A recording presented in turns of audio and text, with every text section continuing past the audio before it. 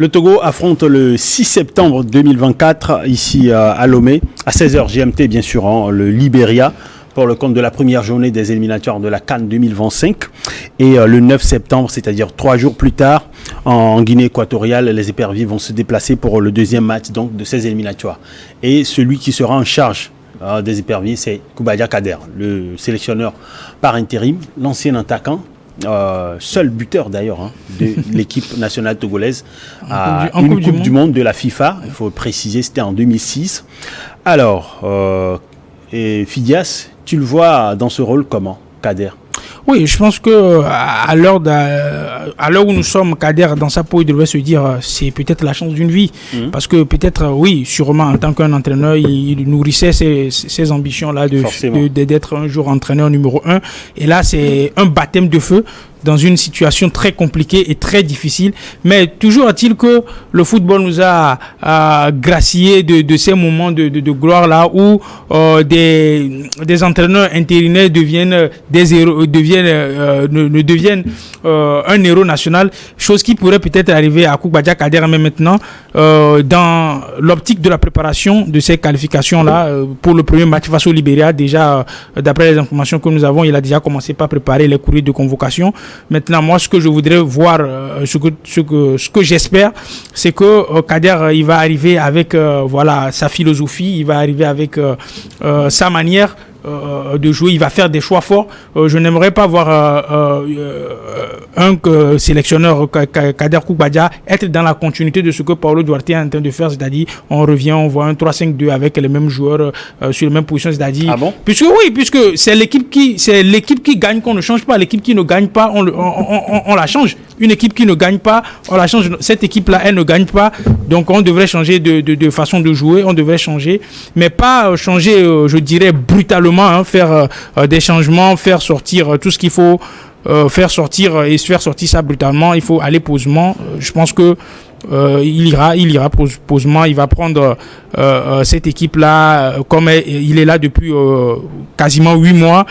Il va essayer de voir les cadres que sont Jenny Dakonam et Jacques-Alexis Romao. Il va essayer d'imposer sa philosophie et j'espère que la mayonnaise va prendre pour que notre équipe nationale puisse se qualifier pour la Coupe d'Afrique des Nations. Alors, Aziz, quel défi attend aujourd'hui? Sinon, je pourrais l'utiliser au pluriel. Quel défi attendent Kader?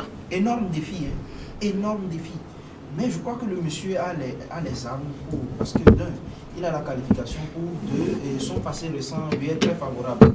C'est-à-dire qu'au jour d'aujourd'hui, nous tous nous sommes d'accord qu'en termes de production de jeu, et Paulo Duarte a fait un travail. Il a réussi à mettre en place une équipe.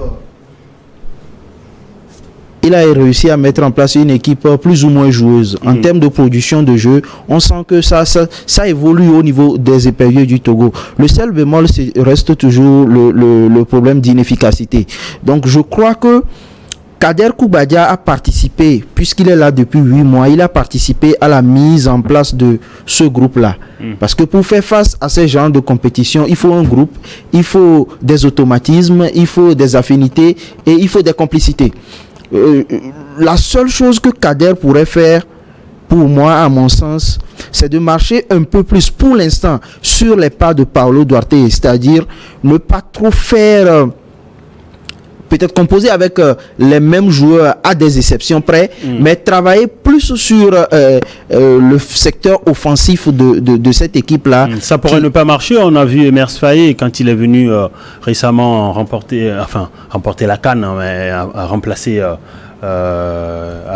Jean-Louis Gasset. Voilà. Oui, mais il a fait des changements forts. Il a fait des changements forts, mais pas beaucoup de changements. Il n'a pas déséquilibré le film. Si vous voyez dans l'effectif peut-être de MS Faye, le pion majeur qui est venu, peut-être c'est Jean-Michel Seri. C'est pour ça que je dis que Kader pourrait faire avec les mêmes éléments, mais à des exceptions près. Vous voyez? Sinon, si c'est maintenant qu'il va vouloir chercher l'oiseau rare, je crois que nous sommes en retard. On va marcher sur les mêmes pas que Paulo Duarte en espérant un bon résultat. Sinon, en espérant prendre le maximum de points sur les 2 journées et ne pas s'enterrer trop tôt comme on a déjà l'habitude de le faire il y a déjà 3 ans.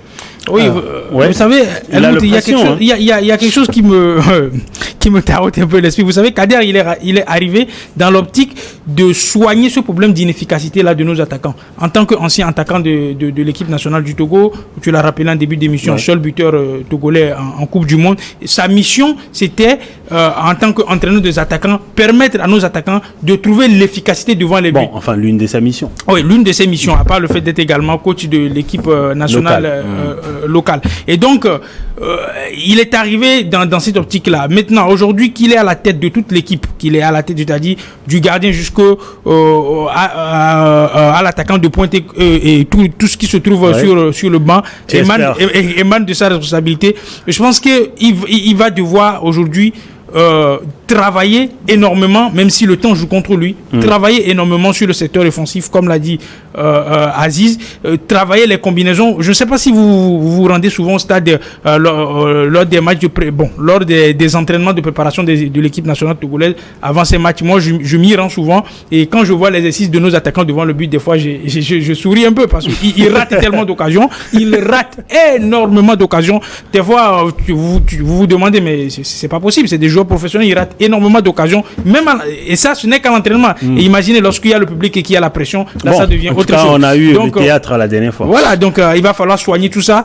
Il va falloir être très, très posé dans la tête. Il va falloir rassurer les joueurs, faire comprendre aux joueurs que certes, il n'y a plus Paolo Duarte, certes, ceux qui avaient cette étiquette-là, je pense directement à Ilas Bebou qui avait sa petite touche d'intouchable. Il va falloir lui faire comprendre très rapidement que monsieur, maintenant les choses ont changé. C'est sur la base de la méritocratie. Si tu ne te donnes pas à fond, si tu joues le jeu à moitié, tu veux boire le verre à moitié, on va te sortir. Il va falloir lui expliquer très rapidement. Il va falloir que tous les joueurs sachent que la mission qui est sur les épaules de Kader Koukbadia n'émane pas que de la responsabilité de Koukbadia, mais c'est de toute l'équipe, parce que ça fait 3 Coupes d'Afrique des Nations qu'on n'y participe pas et c'est trop. Le public sportif togolais en a marre et il va falloir aller chercher cette qualification. Ça passe par ces 2 premières journées. Il faut gagner à Lomé, faire un bon résultat du côté de la Guinée équatoriale. Alors, quand j'entends souvent un bon résultat, ça me fait sourire aussi. Oui, un bon résultat, c'est une victoire ou un match nul. Quand on est à l'extérieur. Voilà.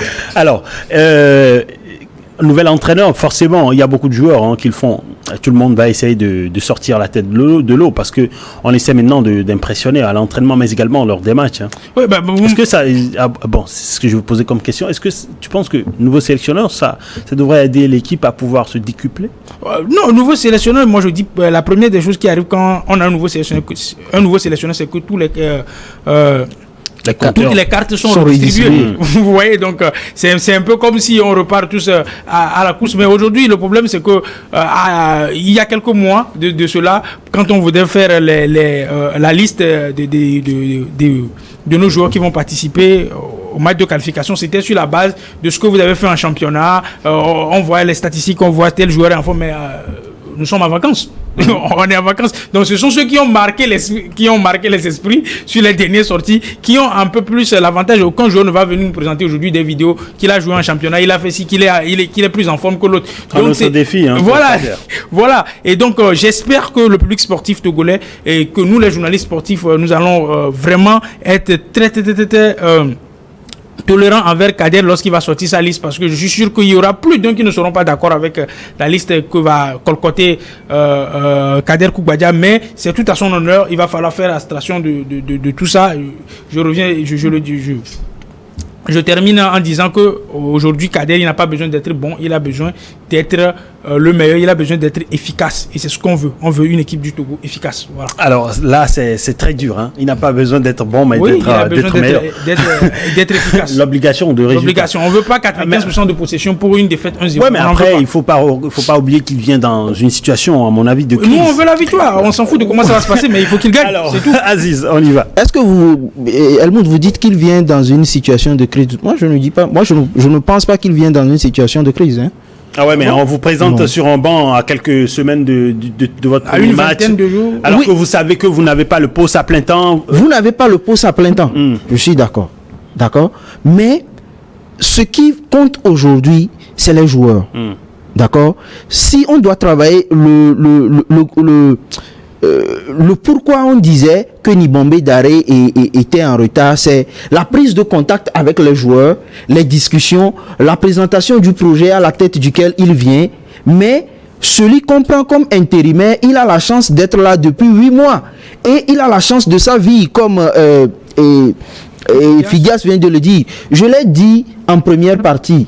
Qu'est-ce qui se passera si Kader Koubadia arrive à faire un bon résultat sur les 2 prochains matchs? Ouais, mais ça avantagera le Togo. Ça avantagera le Togo. Ouais. Qu'est-ce qui se passera ensuite? Justement, c'est pour ça que je dis. C'est justement cela pourquoi moi je dis que voilà, dans sa tête, il ne sera pas forcément stable. Il y a eu une sélection européenne qui s'est retrouvée dans cette configuration. Souvenez-vous de l'Espagne, quand Luis Enrique, avec son football tiki-taka, il avait mis en place une très bonne équipe constituée des Isco, des Carvajal et consorts. Et lorsqu'on lui avait annoncé la maladie de sa fille, il s'était retiré. Ouais, et c'était Michael Moreno qui avait pris la tête. Et à sa grande surprise, à quelques jours du début de l'Euro, Luis Enrique revient et dit non, je veux reprendre mon poste. Enrique dit mais non, moi c'est moi qui conduis. Et ça avait créé une petite discorde entre les deux. Mais j'espère qu'on ne va pas en arriver là. Et tout va dépendre maintenant des ambitions de Kader Koubadia. Vous savez, quand Kader Koubadia va peut-être faire une très bonne sortie sur les 2 premières journées, s'il a l'ambition de continuer avec l'équipe nationale du Togo et que les cadres du vestiaire l'accompagnent et que les cadres sont d'accord et qu'ils imposent cette décision à la fédération, je pense que voilà. Est-ce qu'il n'avait même pas déjà sa candidature au poste de sélectionneur avant qu'on ne prenne point d'interrogation? Alors, j'ai une question. Il y a beaucoup qui relevaient le fait qu'il n'y a pas assez de joueurs locaux du championnat national sur la liste de Paolo Duarte avant son départ. Aujourd'hui, Kader, il est plus au contact de ses joueurs. Tu penses que c'est une porte d'entrée pour les joueurs de pouvoir avoir beaucoup plus, un pourcentage assez élevé de joueurs locaux dans l'équipe nationale? Helmut, de 2021 que Paolo Duarte a pris cette équipe-là jusqu'à sa démission la dernière fois, il a essayé au moins 30 joueurs locaux. Ok. Au moins. Oui. Il a essayé au moins 30 joueurs locaux. Oui, mais à sa dernière convocation, je pense qu'il n'y en avait que 2 ou 3. Il y en avait 4. Ok. Il n'y en avait que 4, mais il n'y en avait que 2 qui étaient sur la feuille de match. Ok. Les 2 autres étaient dans les tribunes. Ils étaient au regroupement également. Bon, ok. Vous voyez? Donc, dire qu'il n'a pas donné de chance aux locaux, moi je dis non. Il a essayé une trentaine de joueurs locaux, mais pour sa philosophie, ces joueurs locaux-là ne rentraient pas dans ses plans. Pour Kader Koubadia, il a eu la chance de faire déjà un match amical avec cette équipe locale-là. Et face à quelle équipe encore? Une équipe d'Algérie qui se préparait pour la Coupe d'Afrique en Côte d'Ivoire. Donc, je crois qu'il va... C'est pour ça que je parlais d'exception près. Kader peut sortir la magie pour dire qu'il va faire jouer un joueur local. Titularisé. Ou encore lui donner beaucoup plus de minutes. Beaucoup plus de chances, beaucoup plus de minutes. Et ça dans le football, ça peut marcher comme ça peut ne pas marcher. Si jamais ça marche, il a marqué l'histoire. Oui, d'accord? Mais c'est quand ça ne va pas marcher qu'on va commencer par tirer sur lui à gauche et à droite. À l'heure actuelle, on ne va pas trop se prononcer. On attend juste sa liste et je crois qu'après la publication de sa liste, il va se défendre, il va donner les raisons pour lesquelles il a pris X et il n'a pas pris Y. Donc, on attend. À t'entendre, on a l'impression que tu es plus clément avec Koubadia Kader que Fidias, parce que Fidias lui dit on n'attend pas de lui qu'il soit bon, mais qu'il soit meilleur. Nous on attend des résultats. Il doit bien démarrer les éliminatoires pour le Togo. Écoutez, Helmut, moi depuis le début, je ne fais que le dire. Vous savez, j'ai toujours dit ici qu'il faut une pression sur les acteurs, sur nos acteurs du football du sport en général aussi. En général, il faut toujours exiger du résultat, peu importe les conditions, peu importe, on va dire, ce qu'on leur donne comme moyen de travail, on veut des résultats. Si vous acceptez le poste, c'est parce que vous avez, vous êtes conscient que vous pouvez faire des résultats dans ces conditions que vous avez acceptées. On n'a jamais mis une arme sur la tête d'un entraîneur pour le mettre intérimaire. On peut refuser. Ce n'est pas une obligation. Donc, c'est la raison pour laquelle moi, je voudrais voir une victoire de la part de Kader. Maintenant, pour en revenir à ce que vous avez dit par rapport aux locaux, vous savez, Koubadia Kader après avoir travaillé avec les joueurs locaux, je sais très bien qu'il a sûrement dans sa tête quelques pépites qu'il a détectées. Il a sûrement proposé, il en a sûrement proposé à Duarte. Mais moi, je me souviens également d'un Paulo Duarte qui a dit quoi? Que quand il convoque un joueur local et qu'il vient en sélection et qu'il est bon, au prochain rassemblement, il est le pire. Donc, il n'arrive pas à comprendre pourquoi les joueurs locaux n'arrivent pas à avoir cette constance des performances et être constant à chaque fois. Est-ce que je ne pense pas que Kader Koubadia va ouvrir la porte aux locaux et remplir notre sélection? Non, pas forcément, pas forcément. De plusieurs. Et moi, aujourd'hui, je me demande, ils sont même pas en compétition actuellement. Les joueurs de D1, Lonato. Comme ceux qui sont ceux qui jouent en Europe, ils ont joué dans des conditions des matchs de pré-saison. Des matchs de pré-saison. Vous prenez par exemple Fodo là-bas, la dernière fois qu'il marque un super but de retourner acrobatique face à son ancien club. Ouais, mais il y a même Kevin Denke également qui a débuté le. Ce sont des joueurs. Il a ce bébou pareil. Voilà, ils sont en train de jouer des matchs de pré-saison. Ça donne le rythme au niveau des jambes. Mais quand nos joueurs de première division ici sont à la maison en train de faire Facebook et regarder les TikTok. Alors, bon, vous voulez qu'on... On va terminer sur une bonne note. Un mot à l'endroit de Kader, pour terminer rapidement. Oui, un mot à l'endroit, autant pour moi, de la légende de Koubadia Kader. Je voudrais lui dire que le peuple togolais est derrière lui. Personne ne va se... Aucun journaliste, aucun membre du public sportif, aucun supporter togolais ne va se mettre au travers de sa route pour l'empêcher de réaliser un exploit. On est là, tout ce dont il a besoin, il a exigence de nous apporter. En tout cas, en termes de soutien. En termes de soutien, parce que le contrat, tu ne sais pas. Et on ne sait pas s'il a signé ou pas. Oui. Alors, Aziz. Moi, je dirais que Kader Koubadia a la chance de sa vie entre ses mains. D'accord, à lui de la saisir. Et je crois que tous nos vœux de succès lui accompagnent sur ces 2 prochains matchs. Alors, merci Aziz également d'être passé dans cette émission. Merci Figas aussi. Merci à vous, nos chers téléspectateurs et chers internautes, d'avoir suivi cette émission. On souhaite également bonne chance à Koubadia Kader. Et puis, on reviendra ici pour évoquer encore sa première convocation, sa première liste, ses premières paroles en conférence de presse et tout le reste. Et puis, on va parler également de ses premiers résultats. Du coup, à la prochaine pour d'autres émissions de Sport Magazine.